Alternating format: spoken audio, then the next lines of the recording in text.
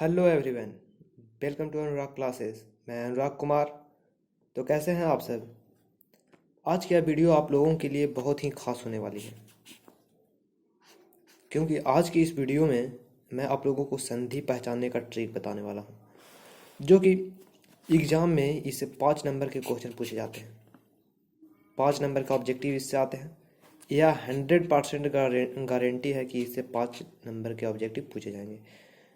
तो मुझे उम्मीद रहेगा कि इस वीडियो को देखने के बाद आप एग्ज़ाम में 5 नंबर नहीं छूटेगा। तो चलिए वीडियो को शुरू करते हैं। तो संधि पहचानने का जो ट्रिक है वो ये है, संधि के भेद।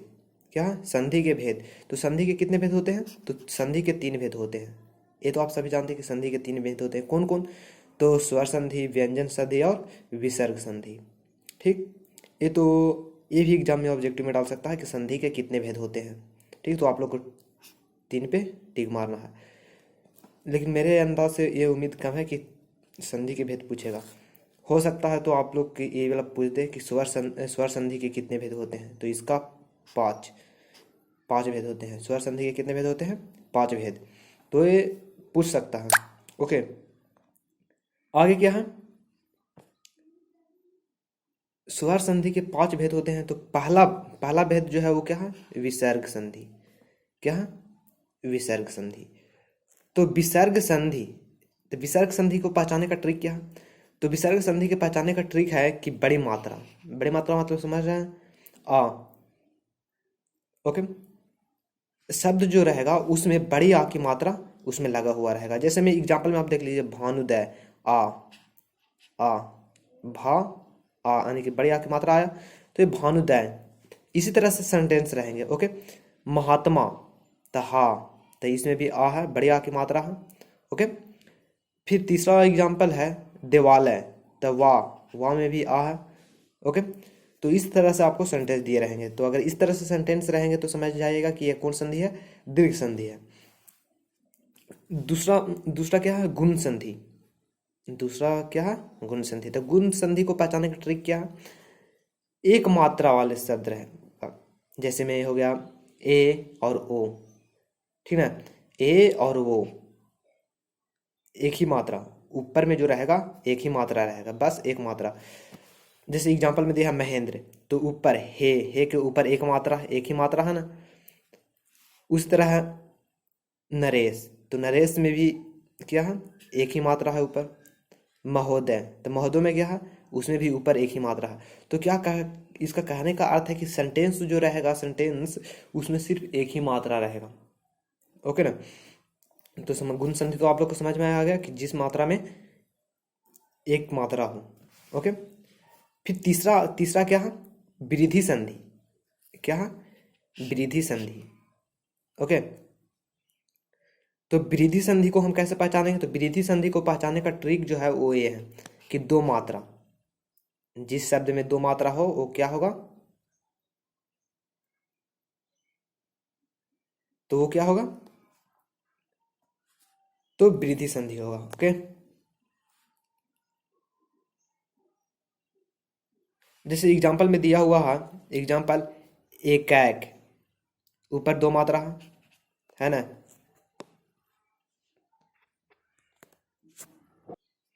तो एक में क्या है? 2 मात्रा है।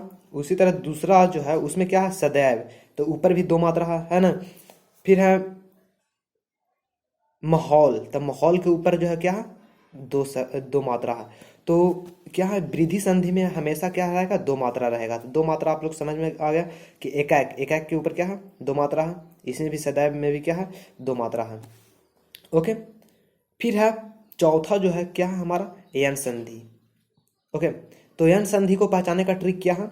या व र के पहले आधा शब्द होगा। यानी कि अगर किसी सेंटेंस में, किसी शब्द में या व र रहे तो उसके पहले जो होगा क्या होगा? आधा होगा। कोई भी शब्द रहेगा वो आधा होगा। ओके, जैसे एग्जांपल में देखिए स्वागत, तो वह इसमें क्या कहा? या व र, तो इसमें वह है, तो वह के पहले क्या है? वह के पहले आधा सा है ना जी, आधा सा है। उसी तरह इत्यादि, इत्यादि या भी है, तो तो या के आगे आधा त है ना जी। तो आप लोग समझ गए कि यन संधि जो होगा उसमें या र व के पहले जो होगा आधा शब्द होगा। ओके, यहाँ तक तो समझ में आ गई जी।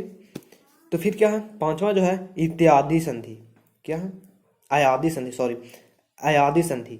तो अयादि संधि को पहचानने का ट्रिक क्या है, ए और ओ और क्या है औ की मात्रा नहीं आती है।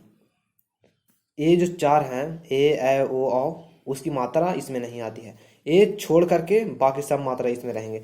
जैसे में एग्जांपल में आप देख लीजिए, पवन, पवन में ए ओ औ में से कोई भी मात्रा नहीं है, नहीं ना जी।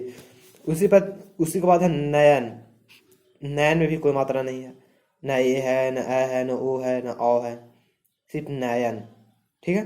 धावक, धावक इसमें आ है, ए ओ औ है, नहीं ना जी। तो इसका कहने का मतलब था, अयादि संधि का कहने का मतलब था कि ए ओ औ इसमें से कोई भी मात्रा उसमें नहीं रहेंगे। अब आज ये संधि का जो दूसरा भेद है विसर्ग संधि, ठीक ना। तो विसर्ग संधि क्या कहता है कि तलाबी सा, मूर्धन्य सा और दंती सा, तलाबी सा, मूर्धन्य सा, दंती सा, ये तीनों जो होंगे वो आधा आधा रहेंगे, ठीक ना। और ये जब इसको आप संधि विच्छेद कीजिएगा तो ये पूरा बदल जाते हैं ओ और रेफ की मात्रा में। जैसे मैं आप एग्जांपल में देखिए, निश्चय तो क्या है आधा सा है, दुस्तर, दुस्तर में आधा सा है ना। तो यही कहता है कि इसमें विसर्ग संधि जो है उसमें आधा रहेंगे, ठीक है। मूर्धन्य सा, दंती सा, तलाबी सा, ये सब जो होंगे क्या होंगे वाक्य में आधा रहेंगे। ओके, फिर आ जाए तीसरा स्वर के संधि के जो भेद है, तीसरा भेद वो क्या है, व्यंजन संधि है।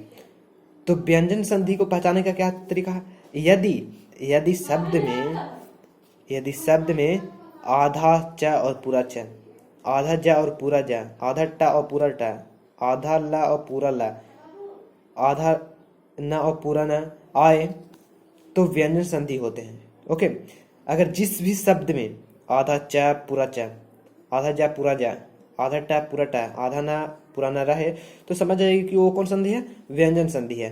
तो देखिए यहाँ पे विच्छेद, विच्छेद तो आधा चा है ना जी।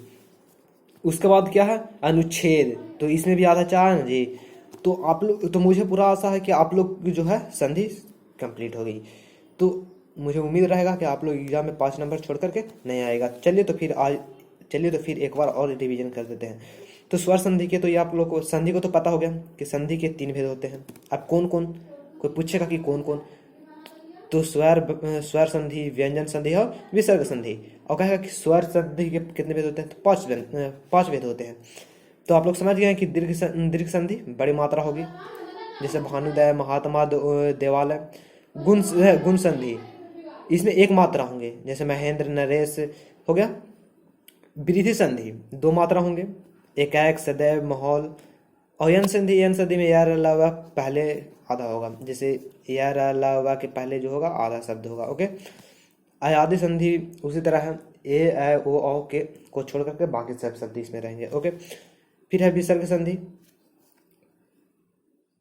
विसर्ग संधि में ये तीनों जो होंगे वो क्या होंगे, आधा आधा होंगे, जैसे नीचा हो गया, दुस्तर हो गया। ओके, फिर है व्यंजन संधि। व्यंजन संधि में सब आधे आधे रहते हैं, जैसे में विच्छेद, अनुच्छेद। ठीक, तो आप लोग को समझ में आ गया होगा। इसी तरह से मैं प्रतिदिन आप लोगों के लिए आप क्वेश्चन लाता रहूँगा, क्योंकि आप समय बहुत कम है और मंजिल जो है बहुत नज़दीक है। तो आप लोग अगर जिन